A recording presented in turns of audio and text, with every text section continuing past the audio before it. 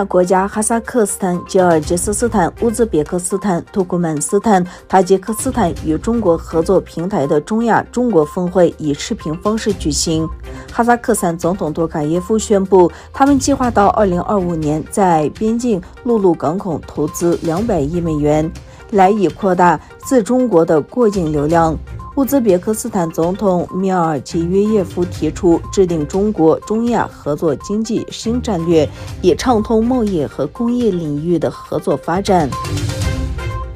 德国联邦统计局公布了2021年12月德国对非欧盟国家的出口数据。据报道，12月德国对非欧盟国家的出口同比增长 6.8 美元，达到530亿欧元。值得注意的是，德国对最重要贸易伙伴中国的出口额为85亿欧元，同比下降 7.9%。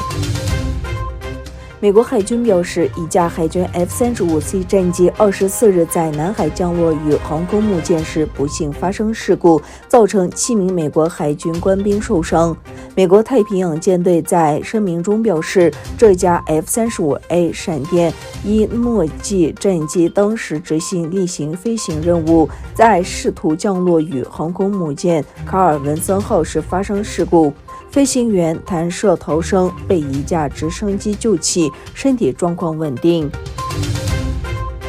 巴基斯坦海军054AP 型护卫舰图荷里勒号在巴基斯坦卡拉奇完成了入役仪式。该护卫舰由中国船舶集团有限公司设计建造。按照中巴两国此前的协议，中国将为巴基斯坦打造4艘护卫舰。此次入役的图荷里勒号是该型舰的首舰。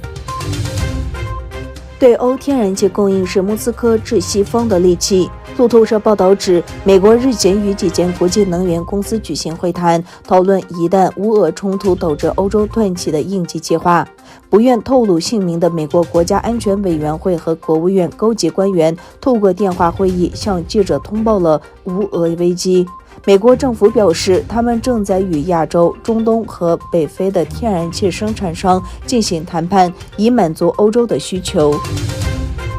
沙特阿拉伯和伊拉克签署了一项谅解备忘录，以连接两国的电网。据沙特官方通讯社 SPA 消息，该谅解备忘录由沙特能源部长阿卜杜勒·阿基兹本·萨勒曼和伊拉克部长理事会秘书长哈米德·加奇共同签署。